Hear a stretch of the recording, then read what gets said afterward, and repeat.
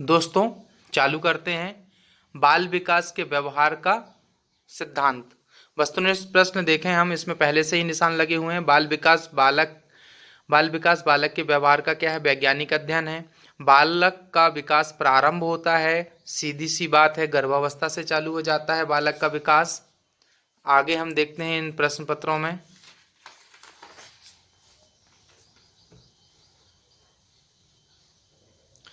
बाल मनोवैज्ञानिक का सर्वाधिक महत्व किस दृष्टि से है? बाल विकास से है, बाल शिक्षा से है, बाल समायोजन से है, बाल विकास एवं बाल शिक्षा से। बाल मनोविज्ञान का सर्वाधिक महत्व बाल विकास एवं बाल शिक्षा की दृष्टि से है।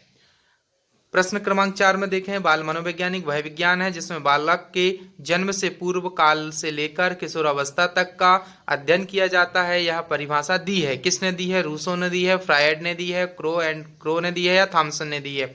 बाल मनोविज्ञान का सिद्धांत जिसमें बालक के जन्म से पूर्व काल से लेकर किशोरावस्था तक का अध्ययन करते हैं, क्रो साहब करते हैं।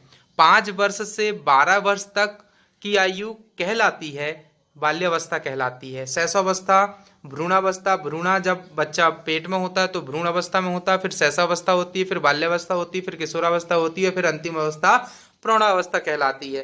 तो 5 वर्ष से 12 वर्ष तक की आयु जो कहलाती है वह बाल्यावस्था कहलाती है। बाल मनोविज्ञान जानने वाले शिक्षक अपने विद्यार्थियों में क्या विकसित करना चाहेंगे? भाषाओं का ज्ञान, विज्ञान के नियम, सीखने के प्रति रुचि, स्वास्थ्य के नियम। सीधी सी बात है, जो मनोविज्ञान जानता है वो रुचि पैदा करता है। रुचि मतलब वह अपने में इंटरेस्ट पैदा करे, बच्चा सीखे, उसमें यह जागृति उत्पन्न हो जाए कि वो किस प्रकार से किसी भी चीज को मन लगाकर कर सके। नंबर 7 प्रश्न को देखें तो मनोविश्लेषण विधि का जन्मदाता था कौन था भाई? Jung, Freud, Gesell, Adler. कौन थे? फ्रायड हैं, जिन्होंने मनोविश्लेषण विधि के जन्मदाता कहे जाते हैं। व्यक्तिगत निदान विधि का परिष्कृत रूप है, व्यक्तिगत निदान विधि का परिष्कृत रूप है प्राथमिक चिकित्सा है, कीड़ा चिकित्सा है, या आयुर्वेदिक चिकित्सा है, या यूनानी चिकित्सा है? तो व्यक्तिगत निदान विधि की क्रीड़ा चिकित्सा है। क्रीड़ा का मतलब होता है नाचना, खेलना, डांस करना, ये सब क्रीड़ा व्यवस्था चिकित्सा का परिणाम है, जो कि हम व्यक्तिगत निदान विधि को कह सकते हैं। बाल मनोविज्ञान वह विज्ञान है जो बालक के विकास का अध्ययन करता है। कौन सा है? शैशवावस्था से युवावस्था तक, गर्भावस्था से किशोरावस्था तक, या गर्भकाल से युवावस्था तक, या शैशवावस्था से किशोरावस्था तक?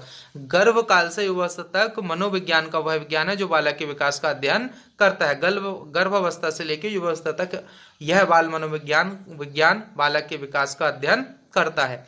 प्राचीन विधियों में प्रयोग की जाती है। प्राचीन विधियों में क्या की जाती थी? कहानी विधि थी, स्मृति विधि थी, निरीक्षण विधि थी, या कहानी स्मृति दोनों थी? कहानी सुनते थे और याद रखते थे, ये दोनों विधियां काम आती थी।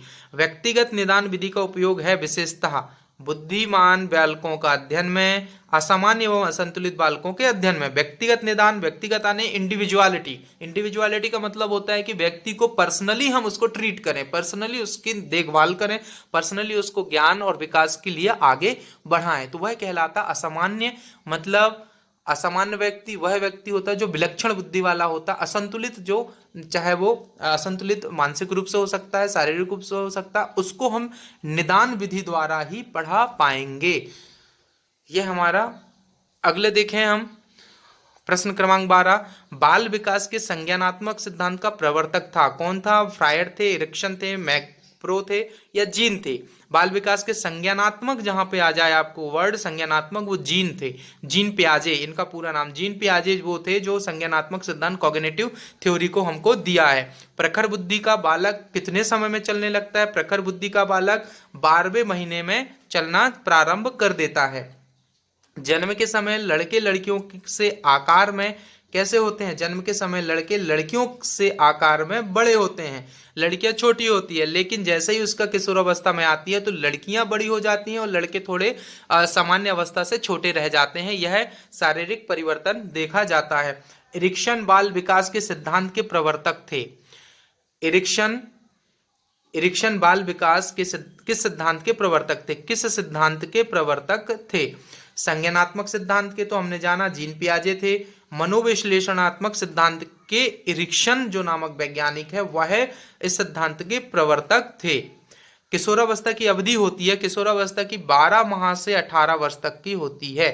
12 माह से 18 वर्ष तक की जो अवस्था होती है, सॉरी 12 साल से 18 वर्ष तक की जो होती है, 12 वर्ष से लेकर 18 वर्ष तक की जो अवधि होती है वह किशोरावस्था कहलाती है। इससे पहली अवस्था बाल्यावस्था होती है, इससे और पहली अवस्था शैशवावस्था होती है, इससे और पहली अवस्था भ्रूणावस्था होती है, और इन सभी से निकलकर किशोरावस्था के बाद की अवस्था आ जाती है प्रौढ़ावस्था। किशोरावस्था तीव्र दबाव एवं तूफान, तनाव एवं विरोध का काल है, यह कथन है स्टैनले हॉल का।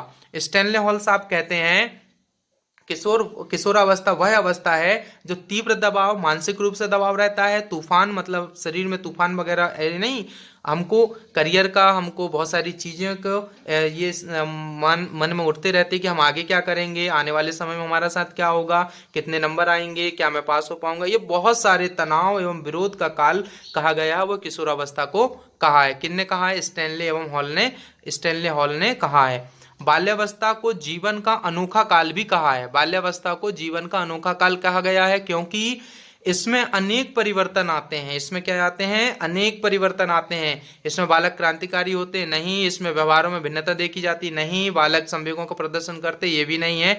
इसमें अनेक परिवर्तन आते हैं जो कि इसमें समायोजन फिर अपने हिसाब से वह बालक कर लेता है। विकास प्राणी में प्रकृतिशील परिवर्तन है। विकास प्राणी में प्रकृतिशील परिवर्तन, जिस प्रकार प्रकृति परिवर्तनशील है उसी प्रकार विकास भी परिवर्तन होता रहता है। विकास का भी परिवर्तन होता है बालकों में, जो कि किसी लक्ष्य की ओर निरंतर निर्देशित रहता है। उक्त परिभाषा है यंग की, फ्रायड की, ड्राइवर की, मैक्स की।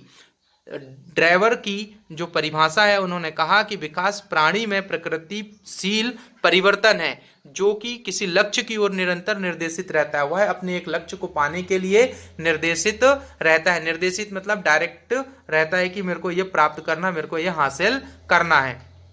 इसमें देखते हैं हम मानसिक एवं शारीरिक वृद्धि के लिए आवश्यक थायरॉक्सिन किस ग्रंथि से स्रावित होती है? थायरॉक्सिन थायराइड ग्रंथि से होती है। ये तो सीधा सा साइंस का क्वेश्चन है।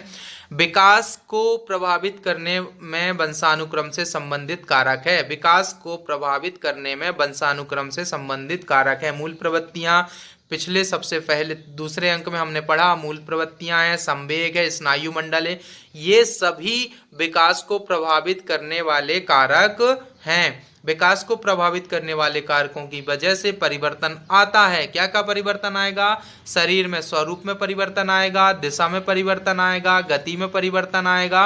उपर्युक्त सभी इसका आंसर हो जाएगा। निम्नलिखित में वृद्धि तथा विकास को प्रभावित करने वाला प्रमुख कारक क्या है? वंशानुक्रम, पौष्टिक भोजन और वृद्धि। उपर्युक्त सभी। सीधी सी बात है कि वृद्धि को कौन कौन कर सकता है? वंशानुक्रम भी प्रभावित करेगा, पौष्टिक भोजन भी करेगा और बुद्धि भी करेगी। तो उपर्युक्त सभी इसका आंसर है। विकास के संबंध में कौन सा कथन गलत है? विकास के संबंध में देखें, यह परिपक्वता तक चलता है, यह बात तो सही है। यह सतत प्रक्रिया है, यह परिवर्तनों का प्रगतिशील का कम है, यह जन्म पूर्व अवस्था में भी होता है। विकास के संबंध में कौन सा कथन गलत है? यह परिपक्वता तक चलता है, नहीं, परिपक्वता आने पर भी यह चलता है। विकास सतत प्रक्रिया है, यह आंसर सही है। यह परिवर्तनों का प्रगतिशील काम है, ये भी सही है। यह जन्म पूर्व अवस्था में भी होता है। हाँ, यह जन्म पूर्व अवस्था में भी होता है क्योंकि माता पिता के विकास पर निर्भर करता है कि बालक कितना परिपक्व बनेगा। विकास प्राणी में प्रकृतिशील परिवर्तन है जो किसी लक्ष्य की ओर निरंतर निर्देशित रहता है। यह प्रश्न हमने पहले भी देख लिए। ड्राइवर की ये, हमारी ड्राइवर साहब की ये पंक्ति है। बालक का विकास प्रारंभ होता है। बालक का विकास प्रारंभ कब से होता है? गर्भावस्था से हो जाता है बालक का विकास। आज के लिए हम इतना ही। अगले अंक में हम पढ़ेंगे बालकों का मानसिक स्वास्थ्य एवं व्यवहार संबंधी समस्याएं। बालकों का मानसिक स्वास्थ्य एवं व्यवहार संबंधी समस्याएं। इसलिए आप लोगों से यह प्रार्थना है कि इस चैनल को आप सब्सक्राइब करें, लाइक करें, शेयर करें, कमेंट करें, और ज़्यादा से ज़्यादा लोग सब्सक्राइब करेंगे तो हमें आगे और भी चीज़ें बनाने में सुविधाएं जाएंगी, और भी वीडियो बनाने में सुविधाएं जाएगी।